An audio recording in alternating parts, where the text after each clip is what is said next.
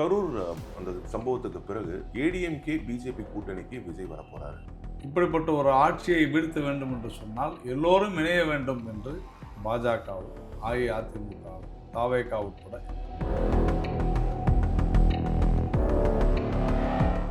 அவருக்கு ஒரு நட்சத்திர அந்தஸ்து மட்டும்தான் இது வரைக்கும் இருக்கு விஜய்க்கு. அவருக்கு எந்த ப்ரூவன் ஓட்ஸும் இல்ல. பிஜேபி போன்ற ஒரு மத்திய அரசை மத்தியில் ஆளக்கூடிய ஒரு பிஜேபி போன்ற ஒரு கட்சி, ஒரு சின்ன கட்சி, ஒரு புதுசா வந்திருக்கக்கூடிய கட்சி நீங்க வாங்கன்னு வழியை கூப்பிடுறது, திமுக கூட்டணியை எதிர்ப்பதற்கான வலிமை அதிமுக பிஜேபி கூட்டணிக்கு இல்லைன்றதான காட்டுது. நாங்கள் நியாயத்தை பேசுகிறோம், நியாயத்தை சொல்றோம். ஆனா ஏடிஎம்கே டைரக்டாவே சப்போர்ட் பண்ணுது விஜய். ஆர்பி உதயகுமார் அவருடைய ரீசன்ட் பேட்டி ஒரு மிகப்பெரிய பேசு பொருளா மாறி இருக்கு. தவறு ஒண்ணு இல்லையா? அது அதிமுகவுடைய வலிமையின்மையை தானே உணர்த்துதுன்னு சொல்றாங்க. அப்போ காங்கிரஸ் எங்களோட கூட்டணியில் இருக்குன்னு முதலமைச்சர் சொன்னாருன்னாக்கா காங்கிரஸ் ரொம்ப பலமா இருக்குதுமா, இல்ல விடுதலை சிறுத்தைகள் ரொம்ப பலமா இருக்குதா? என்னங்க பேசுறீங்க? கம்யூனிஸ்ட் 2 கம்யூனிஸ்ட் திமுக இல்லைன்னா இருக்க முடியுமாங்க? அப்புறம் அது நீங்க கூப்பிடுறீங்க அவங்கள? சரி, இப்போ ஏடிஎம்கே கூட்டணிக்கு விஜய் வராருன்னா சிஎம் கேண்டிடேட் யாரு? நைனா நாகரே ரொம்ப தெளிவா இருக்காரு. சிஎம் வேட்பாளர் உங்களுக்கு எடப்பாடி பழனிசாமி தான் அப்படிங்கிறதுல. தேசிய ஜனநாயக கூட்டணியினுடைய தலைமை தமிழ்நாட்டில் அஇஅதிமுக. அதனால இதுக்கெல்லாம் நான் பதில் சொல்ல வேண்டிய அவசியம் இல்லை. எடப்பாடி சொல்லிட்டாரு, நாங்கள் வந்தாலுமே தனித்து ஆட்சி அமைப்போம். அதிமுக என்ன சொல்றேன்றத தனித்து ஆட்சி அமைக்கணும்னு சொல்லியிருக்காரு. சொல்லிட்டோம். இபிஎஸ் வரட்டும். அப்புறம் விஜய் வந்தா என்ன கட்சிக்கு தான் இது கொடுப்பீங்க? என்ன பொசிஷன் கொடுப்பீங்க? நாங்க பேசுறோம், உங்களுக்கு ஏங்க பிரச்சனை?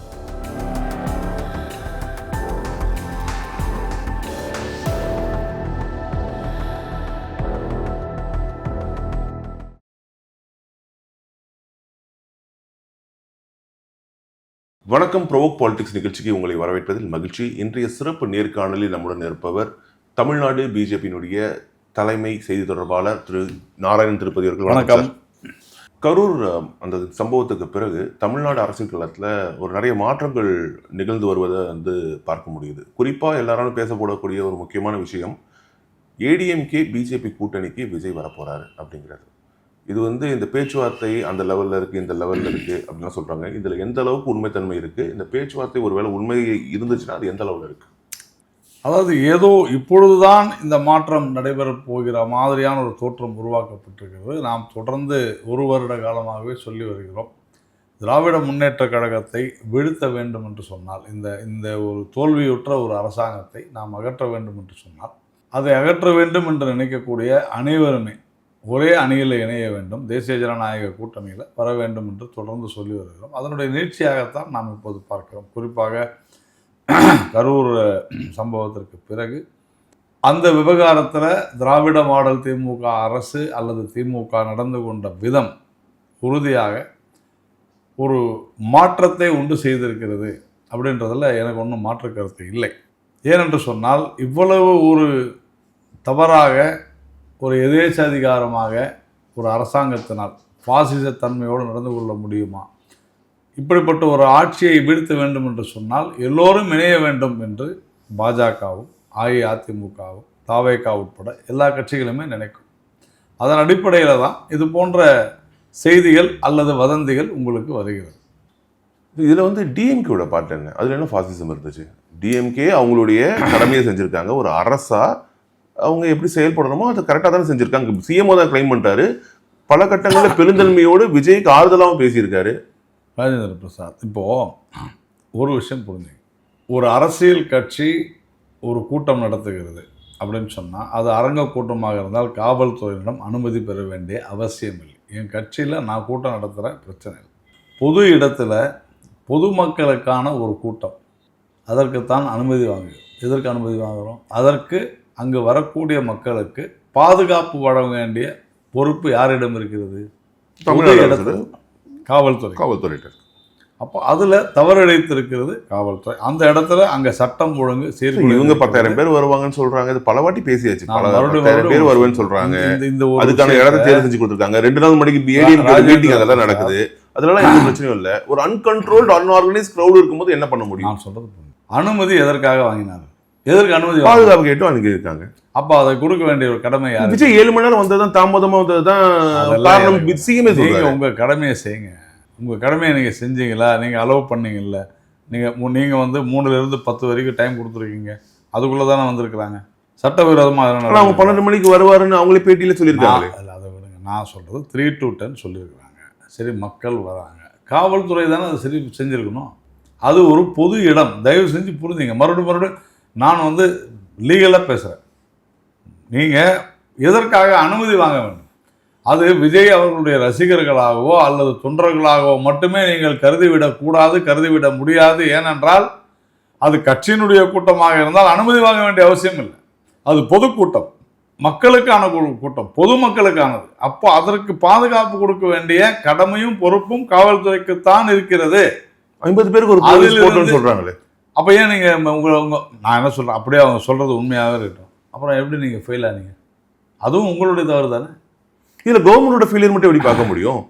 ஒரு டிவிக்கு அதுக்கு பொறுப்பே ஏற்றுக்கல, ஒரு தார்மீக பொறுப்பை ஏற்று விஜய் ஒரு வீடியோ வெளியிட்டு இருந்தாலும் கூட எல்லாருக்கும் வந்து அக்செப்ட் பண்ணியிருப்பாங்க. நான் நினைக்கிறேன், நான் இதை எப்படி உங்களுக்கு சொல்கிறது, இப்போ நான் வந்து ஒரு கூட்டம் நடத்துகிறேன்னு வச்சுக்கேன், பிஜேபி ஒரு கூட்டம் நடத்துது, நாரதகான சபா அல்லது வேறு ஏதாவது உள்ளரங்க கூட்டம், ஒரு ஹோட்டலில் ஒரு கூட்டம் நடத்தும், காவல்துறையிட்ட அனுமதி வாங்கணுமா? அதுவுமே ஒரு ப்ரொசீஜர் இருக்கு, வாங்க சொல்லுவாங்க. கூட்டம் நடத்தக்கூடிய அந்த இடம் தர வேண்டியவர்கள் கேட்கறாங்க. அவசியமே கிடையாது. ஒரு மீடியா ஈவென்ட் ஒரு இன்னொரு ப்ரோக்ராம் நடத்தினா கூட காவல்துறை கேட்க சொல்றாங்க. அவசியம் இல்லை. உள்ளரங்க கூட்டத்துக்கு அனுமதி தேவையில்லை, தயவு செஞ்சு புரிஞ்சுங்க. பொது இடங்கள்ல பொதுமக்கள் வரக்கூடிய இடங்களுக்கு தான் ஏன் அனுமதி தேவைன்னா அங்கே காவல்துறை தான் பாதுகாப்பு கொடுக்கணும். இதுதான் கான்செப்ட், இதுதான் லா. நீங்கள் அந்த மாதிரி இதில் தார்மீக உரிமை, அந்த உரிமை, அதெல்லாம் இருக்கட்டும், ஒரு பக்கம் இருக்கட்டும், நான் அதெல்லாம் மறுக்கல, அதெல்லாம் இருக்கட்டும். இப்போ நாங்கள் கூட கூட்டம் நடத்துகிறோம், யார் யார் எப்படி வரணும், எங்கே வரணும், எந்த ஊர்லேருந்து வரவங்க, இதெல்லாம் ஒரு சிஸ்டம் இருக்குது, நான் அதெல்லாம் மறுக்கலை. அதை தாண்டி அங்கு காவல்துறையினர் இருக்கிறார்களா இல்லையா? இருக்கிறாங்க. ஆனால் அங்கு ஏதேனும் அசம்பாவிதங்கள் நடந்தால் அதற்கு முழு பொறுப்பு காவல்துறை தான் இருக்கணும். ஏனென்று சொன்னால் அதுக்கு தான் அனுமதி வாங்கணும்.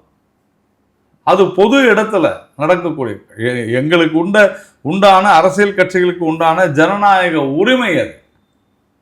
அப்போ அதை காப்பாற்ற வேண்டிய காவல்துறை செயலிழந்து விட்டது என்பதுதான் குற்றச்சாட்டு.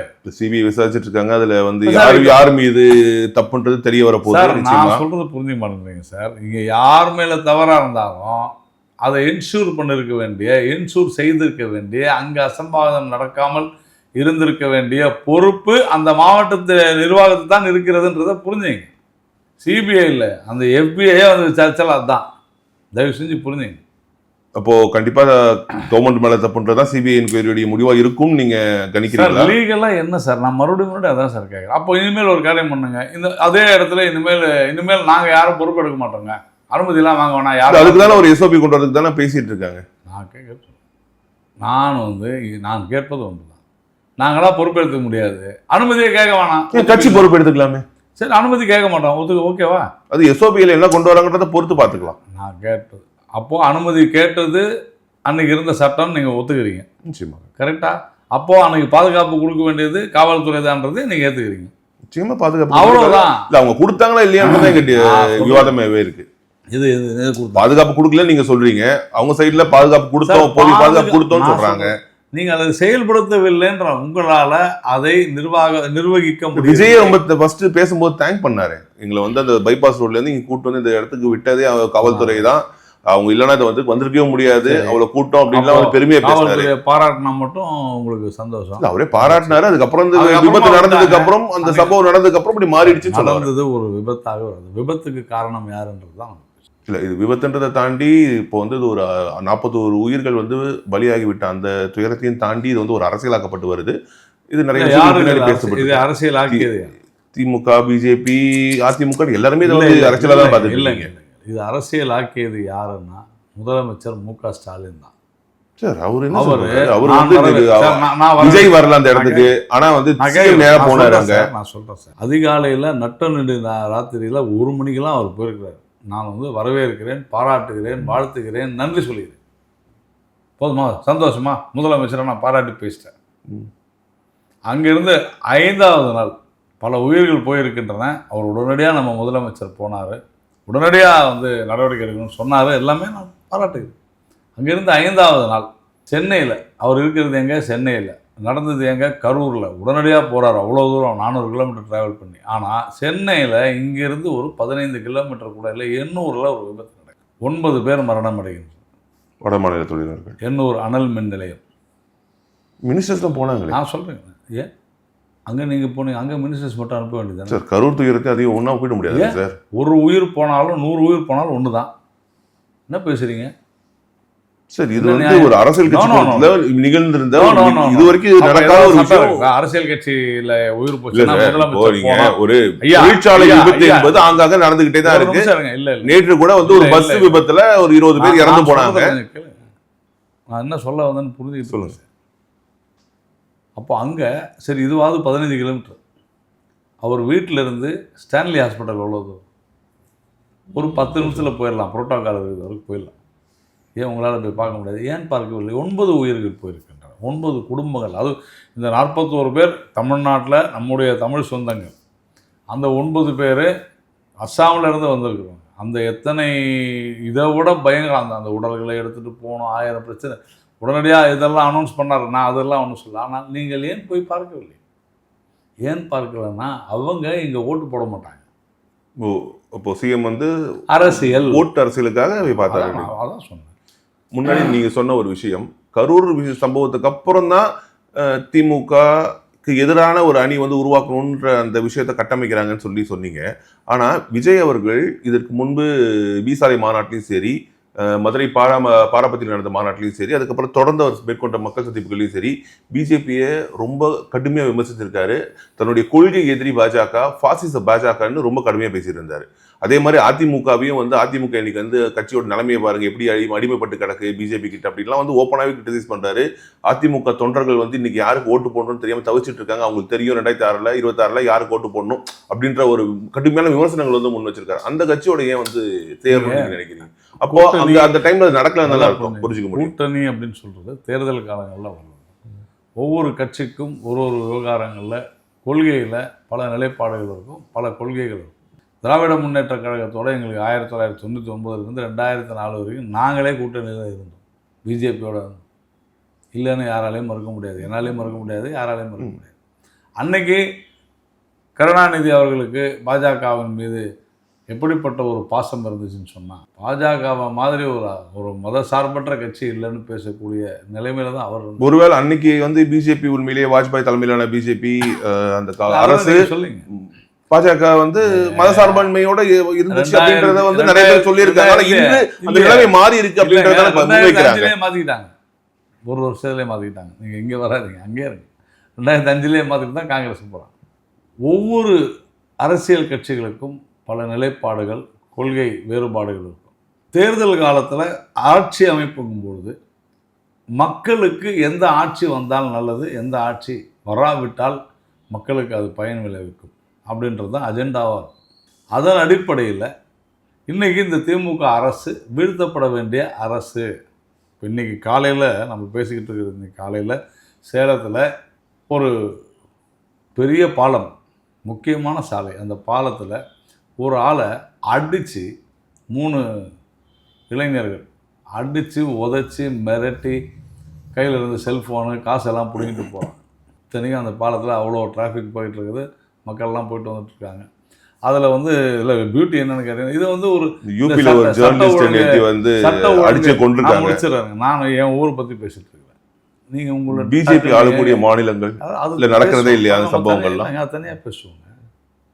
ஏன் உங்களுக்கு அதில் என்ன பிரச்சனை இருக்குது? தனியாக பேசுவோம். எல்லா ஊர்களையும் எல்லாரும் நடந்தால் பரவாயில்ல, இங்கே எவ்வளோ பேரும் சாகலாம்.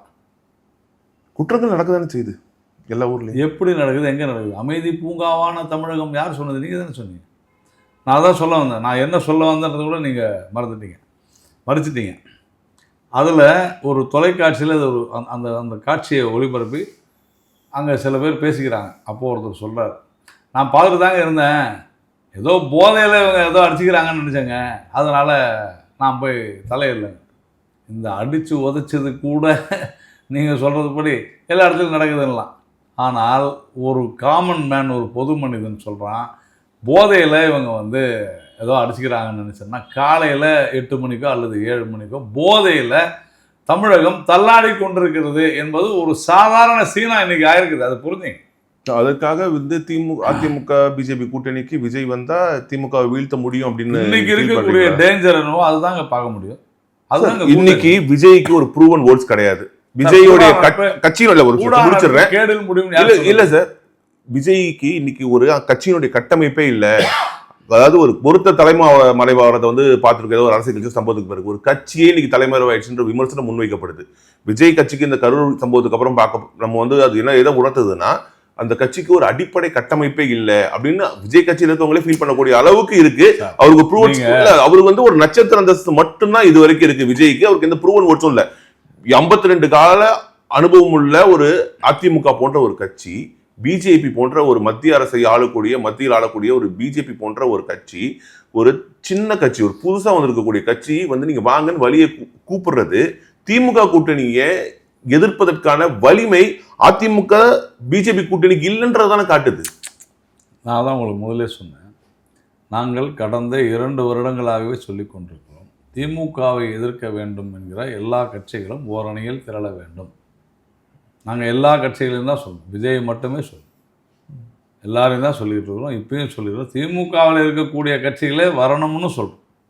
அந்த அளவிற்கு இது ஒரு மோசமான ஆட்சியாக இருக்கிறது, வரணும்னு சொல்லுவோம். விஜய் வருவார்னு எதிர்பார்க்கிறீங்களா? ரெண்டாவது, கண்டிப்பாக நாங்கள் எதிர்பார்க்குறோம். நம்புறீங்களா? நம்புகிறோம். அதில் என்ன இருக்குது? இப்போது நான் தான் சொன்னேன், நீங்கள் விஜய் அவர்கள் பாஜக மீது பல விமர்சனங்களை வைத்தார் சொன்னீங்க. நாங்கள் விஜய் மீது வைத்த பல விமர்சனங்கள் இருக்கிறது. ஆனால் இந்த கரூர் விவகாரத்திற்கு பிறகு விஜய் குறிவைத்து தாக்கப்பட்டிருக்கிறார் அந்த கட்சியின் மீது திமுக. அதுதான் நான் பேசுகிறேன் சார். அவங்க தரப்புலையுமே வர்ச்சுவல் வாரிசுன்ற பேர்ல ஏகப்பட்ட விமர்சனங்கள் முன் வச்சாங்க ஆளும் தரப்பு மீது. நான் சொல்றது ஏன் இப்பொழுது நாங்கள் அந்த கரூர் விவகாரத்தில் விஜய்க்கு ஆதரவாக இல்லை, அரசாங்கத்திற்கு எதிராக அரசாங்கம் செய்த தவறை சுட்டிக்காட்டுது. அரசாங்கம் செய்த தவறை சுட்டிக்காட்டும் பொழுது, காவல்துறையினுடைய நிர்வாகமின்மையை நாம் சுட்டிக்காட்டும் போது, அது விஜய்க்கு ஆதரவாகன்னு ஊடகங்கள் திருத்தி எழுதுதோ அது நினைத்து கொண்டு எழுதுவது பற்றிலாம் நமக்கு கவலை இல்லை. நாங்கள் நியாயத்தை பேசியிருக்கிறோம், நியாயத்தை சொல்கிறோம். ஆனால் ஏடிஎம்கே டைரக்டாகவே சப்போர்ட் பண்ணுது விஜய். ஆர்பி உதயகுமார் அவருடைய ரீசன்ட் பேட்டி வந்து ஒரு மிகப்பெரிய பேசு பொருளாக மாறி இருக்கு. தவறு ஒன்றும் இல்லையா? அது அதிமுகவுடைய வலிமையின்மையை தானே உணர்த்துதுன்னு சொல்றாங்க. அப்போ வந்து காங்கிரஸ் எங்களோட கூட்டணியில் இருக்குன்னு முதலமைச்சர் சொன்னாருன்னாக்கா காங்கிரஸ் ரொம்ப பலமாக இருக்குதுமா, இல்லை விடுதலை சிறுத்தைகள் ரொம்ப பலமாக இருக்குதா? என்னங்க பேசுறீங்க? கம்யூனிஸ்ட் 2 கம்யூனிஸ்ட் திமுக இல்லைனா இருக்க முடியுமாங்க? அப்புறம் இது நீங்கள் கூப்பிடுறீங்க அவங்கள? அவங்க அடிமைகள், அவங்க இருக்கிறாங்க.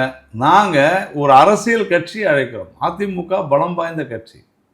விஜய் அவர்களுக்கு ஒரு மிகப்பெரிய ஒரு விசிறிகள் செல்வாக்கு இருக்குன்றத இந்த உலகமே நம்புது. நம்ம என்ன இருக்கு? நம்ம அதுக்காக விஜய்க்கு ஆளே வரலைங்கன்னு சொல்ல முடியுமா? 41 பேர் அந்த இடத்துல வந்திருக்காங்கன்னா அது கூட்டத்தினால தான். அது ஓட்டாக மாறுதா இல்லையான்றது 2வது விஷயம். அது மாறாது. ஆனால் அவர் அந்த கட்சி ஒன்றுமே இல்லை. விஜயோடைய செல்வாக்க பிஜேபி அண்ட் ஏடிஎம்கே பயன்படுத்திக்க நினைக்கிறீங்க சார்? எல்லாருடைய செல்வாக்குமே நாங்கள் பயன்படுத்திக்க தான் சார். இப்போ அதான் அரசியல். நீங்க வந்து ஒண்ணுமே இல்லாத ஒரு வேளை விஜய் உங்கள்கிட்ட கூட வந்துட்டாருன்னா அவருக்கு என்ன பொசிஷன் கொடுப்பீங்க? சொல்றேங்க, மாண்டு போன கம்யூனிஸ்ட் அவர்களையே திமுக வைத்து கொண்டிருக்கு சார். 6 எம்எல்ஏ இருக்காங்க சார். திமுக தானே இருக்குது, காசு கொடுத்தானே வாங்குறாங்க. நான் சொல்ல, அவங்களே சொல்றாங்க. யார் சொன்னா? நான் சொல்ல, மார்க்சிஸ்ட் கம்யூனிஸ்ட் செயலாளர் சொல்றாரு சார். என்ன சொல்றாரு? நாங்க மட்டுமா காசு வாங்கினோம்? தேர்தல் நிதி என்பது எல்லா கட்சிகளும் வாங்குற ஒரு விஷயம். எனக்கு வேற என்ன சொல்லுங்க? பிஜேபிக்குமே நாங்க யாருக்காவது கொடுத்தோமா? பிஜேபிக்கு தேர்தல் நிதி வந்ததே கிடையாதா? இல்ல கட்சிக்கான நிதி வந்ததே கிடையாதா? என்ன பேசுறீங்க? எல்லா கட்சிக்கும் வரது. நான் வந்து ஒரு பொதுமக்கள் கட்சிக்கு கொடுப்பது வேறு, ஒரு கட்சி இன்னொரு கட்சிக்கு நிற்கும் போது கூட்டணிக்கு காசு கொடுக்குது. என்ன சார் அது? கேவலமா இல்லை? அது இதை விட ஒரு கேவலம் ஏதாவது இருக்கிறதா? உண்மையே தப்பான விஷயம் தான். ஆனா இப்போ பிஜேபி கூட்டணிக்கு மக்கள் சார், நான் ஒரு கட்சிக்கு காசு கொடுப்பேன் சார், அது என்னுடைய உரிமை. ஆனால் என் கூட்டணியில் நிற்கிற கட்சிக்கு நான் காசு கொடுத்து அவங்க மக்களுக்கு காசு கொடுக்கறதுக்கு, நான் செலவு பண்ணுறதுக்கு காசு கொடுப்பேன்றது, இதை விட ஒரு அடிமைத்தனம் வேற என்ன இருக்குது? அப்புறம் எப்படி நீங்கள் வந்து இந்த கூட்டணியில் இந்த ஆளும் கட்சிக்கு ஆதரவாக தான் நடந்துப்பாங்க? ஒருவேளை ஏடிஎம்கே கூட்டணிக்கு வேற கட்சிகள் வந்தால் நீங்கள் அந்த தேர்தல் நிதியெல்லாம் கொடுக்க மாட்டீங்க? நாங்கள் ஏன் கட்சிகளுக்கு நாங்கள் ஏன் கொடுக்கணும்? கொடுத்தா சொல்லுங்கள், நாங்கள் கொடுத்தாங்க சொல்கிறோம்.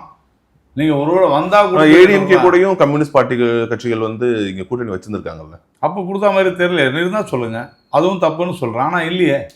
சரி, இப்போ ஏடிஎம்கே கூட்டணிக்கு விஜய் வராருன்னா சிஎம் கேண்டிடேட் யார்? நயினா நாகரே ரொம்ப தெளிவாக இருக்காரு. என்டிஏ சிஎம் வேட்பாளர் உங்களுக்கு எடப்பாடி பழனிசாமி தான் அப்படிங்கிறதுல. தேசிய ஜனநாயக கூட்டணியினுடைய தலைமை தமிழ்நாட்டில் அஇஅதிமுக. அதனால் இதுக்கெல்லாம் நான் பதில் சொல்ல வேண்டிய அவசியம் இல்ல, இல்லை. எடப்பாடி சொல்லிட்டாரு, இல்லைங்க, நாங்கள் வந்தாலுமே நான் தனித்து ஆட்சி அமைப்போம், அதிமுக நான் என்ன சொல்றேன்றதை தனித்து ஆட்சி அமைக்கணும்னு போட்டு சொல்லியிருக்காரு சொல்லிட்டோம், இபிஎஸ்.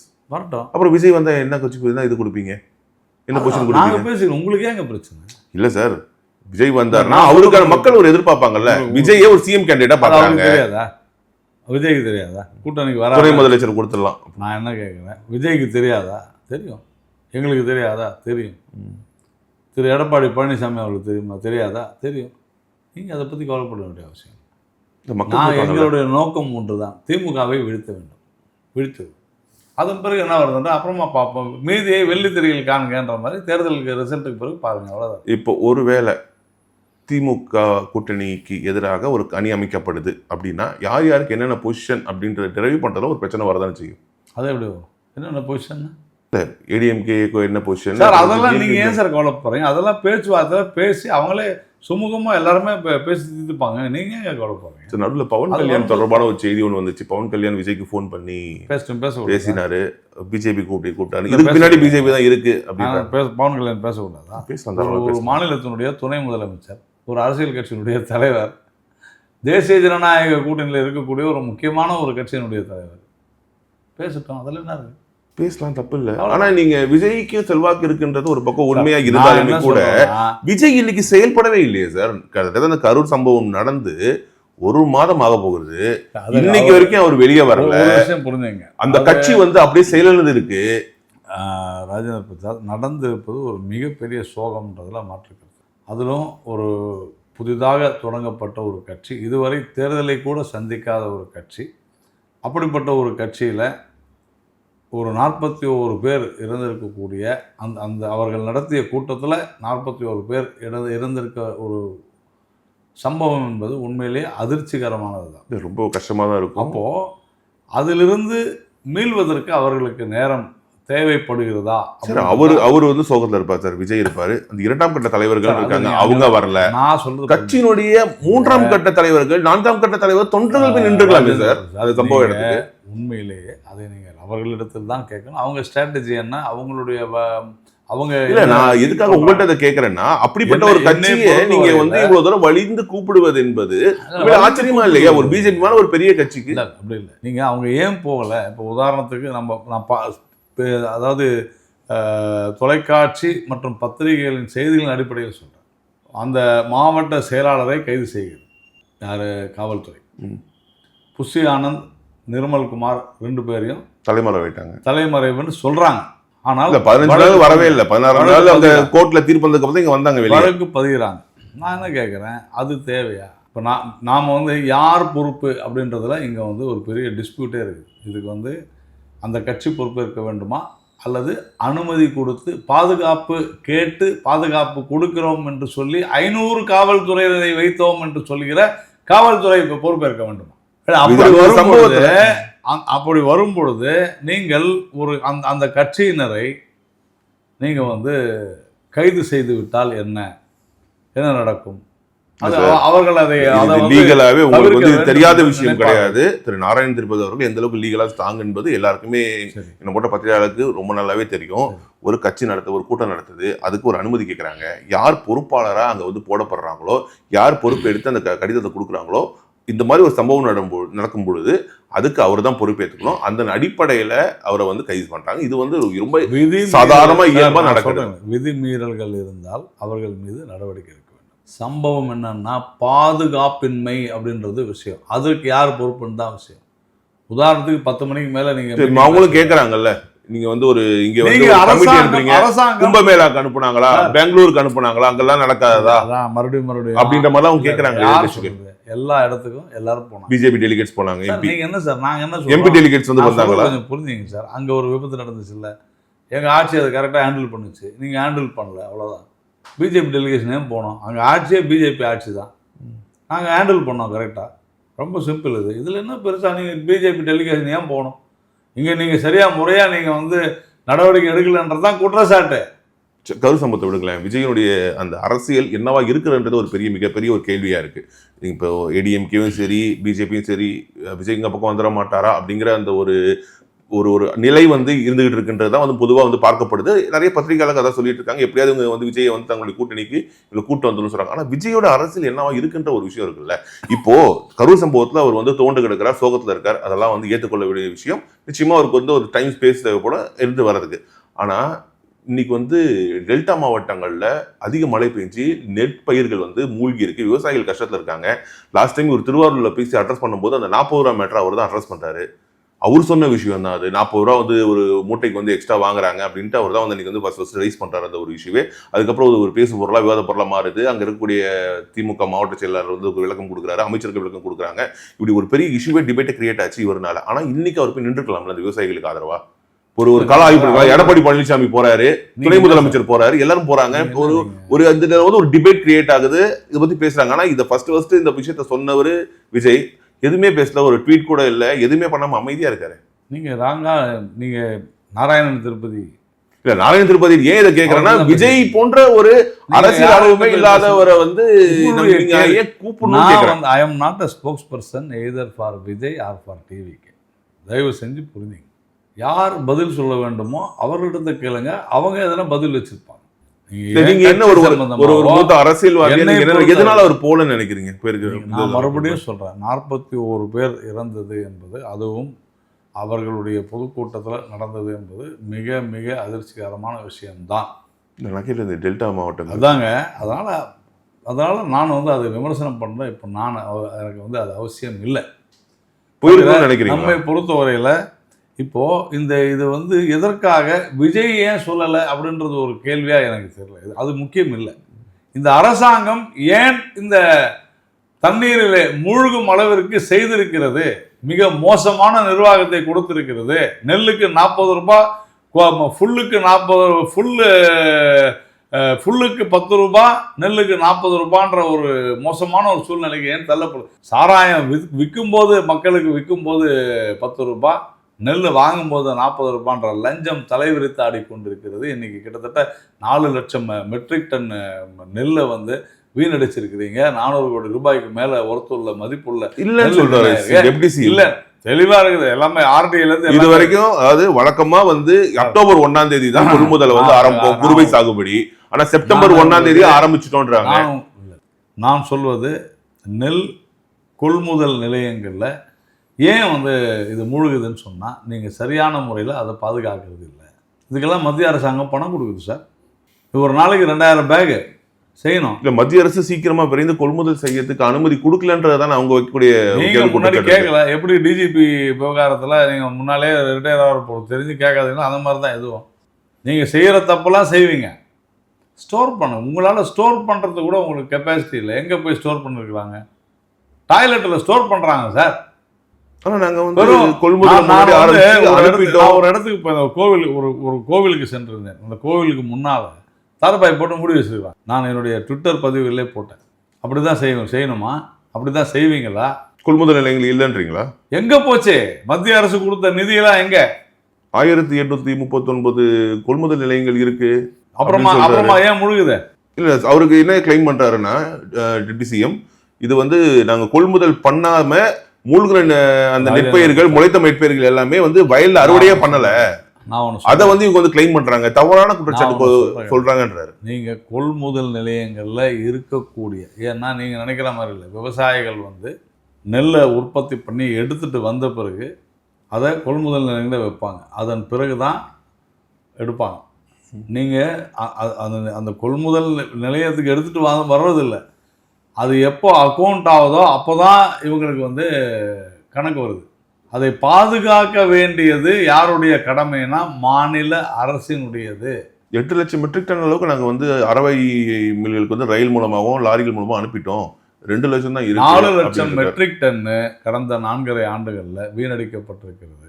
ஆதாரத்தோடு நான் கூட ஒரு ஆர்டிஐனுடைய உங்களுக்கு போட்டிருந்தீங்க. அப்புறமா நீங்கள் இதுக்கு மேலே நம்ம என்ன சொல்லணும்? 500 கோடி. இந்த அரசாங்கம், ஆமாம், இந்த அரசாங்கம் தோல்வியுற்ற அரசாங்கம். எல்லா நிலைகளிலும் விவசாயத்தில் தோல்வி சார். ரோடு இருக்கா சார்? விவசாயிகள் யாருமே அரசியல் கட்சிகள் வைக்கிறாங்கன்னு டெப்டி சிஎம் சொல்லியிருக்காரு. அவருக்கு தெரியல, அவ்வளோதான். விவசாயிகள்கிட்ட எங்களுக்கு எந்த புகாரும் வரல அப்படிங்கிறாரு டெப்டி சிஎம். தொடர்ந்து நேற்று நீங்கள் சென்னையில் இருக்கிறீங்க, நான் 2 நாளாக திண்டுக்கல், மதுரை, திருச்சியெல்லாம் போயிட்டு வந்துட்டு தான் இருக்கிறேன். நாகப்பட்டினம் எடிஷனு, திருச்சி எடிஷனு வாங்கி படிங்க. 2 பக்கம் 3 பக்கத்துக்கு வந்து தொடர்ந்து விவசாயிகள் குமரிட்டு எங்குமே தினமும் அந்த ஏரியா இருக்கக்கூடிய ரிப்போர்ட்டர் ஸ்டிங்கர்ஸ் வந்து அனுப்பிச்சிட்டு தான் இருக்காங்க செய்திகள். வரல, சென்னையில் வரல. அதனால் அவர் உதயநிதி ஸ்டாலினுக்கு தெரியல. கொஞ்சம் படிக்கணும். நிறைய நேரம் வேறு எதுக்கெல்லாம செலவு பண்ணுறாருல்ல, படிக்கிறதுக்கு செலவு பண்ணுறேன். நான் சொல்கிறது அட்மினிஸ்ட்ரேஷன். புரியுது. இந்த நெல் விவகாரத்தில் நிறைய தரப்பான விஷயங்கள் வந்து முன்வைக்கப்படுது. அக்ரிகல்ச்சர் மினிஸ்டர் ஒன்று சொல்கிறார், இபிஎஸ் ஒன்று சொல்கிறார், டெப்டி சிஎம் ஒரு ஸ்டேட்மெண்ட் சொல்கிறார். நீங்கள் பிஜேபி ஒரு தரப்பு, நீங்கள் ஒரு பக்கம் உங்களுடைய செய்திகளையும் பார்க்க முடியுது, ஏஎன்எஸ் பிரசாத் போன்ற மற்றவர்களுடைய நபர்களுடைய செய்திகளும் பார்க்க முடியுது. ஆனால் இதில் வந்து விவசாயிகளை பொறுத்த வரைக்கும் அவங்க சொல்லக்கூடிய முக்கியமான விஷயம் என்ன அப்படின்னா, எங்களுக்கு அந்த டெல்டா பாசனத்துக்கான தண்ணீர் வந்து கரெக்டான நேரத்தில் வந்து திறந்து விடப்பட்டுடுச்சு, அதனால இந்த வாட்டி வந்து விளைச்சல் அதிகமாயிடுச்சு. கவர்மெண்ட் அதான் கிளைம் பண்ணுறாங்க.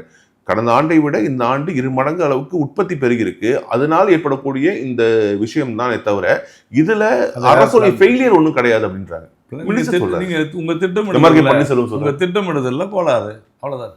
எப்படி கரூர்ல இன்டெலிஜென்ஸ் ஃபெயிலியரோ அந்த மாதிரி முன்கூட்டியே விளைச்சல் அதிகரித்ததுக்கு நாம என்ன செய்ய விளைச்சல் அப்படின்னு கேட்குறாங்க சார். பேச்சு விளைச்சல் அதிகரிக்கும்னு உங்க நாற்று நடும்போதே தெரியும் சார். என்ன சார் அது எம்ஆர்கே பன்னீர்செல்வத்துக்கு தெரிலன்னா அப்புறம் நம்ம என்ன செய்யணும்? நீங்கள் 4 மாதத்துக்கு முன்னாலே அதை பிளான் பண்ணிருக்கணும். ஏன் நீங்கள் பிளான் பண்ணலன்றது தான் நம்ம கேள்வி. மத்திய அரசாங்கத்தை பொறுத்தவரையில் எந்த ஒரு விஷயமாக இருந்தாலும் மத்திய அரசு திட்டம் கொடுக்கும், நிதி கொடுக்கும். அதை செயல்படுத்துவது யார்? ஒவ்வொரு விஓ என்ன பண்ணிகிட்டு இருக்கிறாங்க, ஒவ்வொரு அக்ரிகல்ச்சர் ப்ரொடியூஸ் ஆஃபீஸர்ஸ் என்ன பண்ணிகிட்டு இருக்கிறாங்க, இப்போ கொள்முதல் நிலையங்கள் இருக்கிறவங்க என்ன பண்ணிக்கிட்டு இருக்கிறாங்க. நீங்கள் விரைந்து அனுப்பணுமா வேணாமா? ஏற்கனவே ஈரப்பதமும் ஒரு விஷயமா பார்க்கப்படுது. இதெல்லாம் மத்திய அரசு வந்து இது 22% அளவுக்கான ஈரப்பத நெற்கள் வந்து அனுமதிக்கிறது இல்லை. அதனாலதான் நான் மறுபடியும் சொல்றேன், இதை நீங்க அப்ராப்ரியேட் டைம்ல நீங்க ஏன் முடிவு பண்றன்றதான். அதை முடிவு செய்ய வேண்டியது யார்? மத்திய அரசா, மாநில அரசு? மாநில அரசு. அதுதான் ஃபெயிலியர் சொல்றோம். ஆனா 22% நெல்லை வந்து கொள்முதல் பண்ணுவதற்கான அனுமதி வந்து மத்திய அரசு கேட்கறாங்க. நீங்க எப்ப கேட்கணும்? நாளைக்கு மழை பெய்ய போகுதுன்னு வெதர் ஃபோர்காஸ்ட் வந்த உடனே இதை கேட்குறீங்க. நீங்க எப்போ கேட்கணும்? அதை என்னைக்கோ கேட்டிருக்கணும். அதுதான் சொல்றேன் நான். இதை சரியான முறையாக இதை கண்காணிக்க தவறியது மாநில அரசு தான் அப்படின்றதுல மாற்றுக்கிறதே கிடையாது. மிக்க நன்றி சார், உங்களுடைய நேரத்துக்கும் உங்களுடைய கருத்துக்களுக்கும்.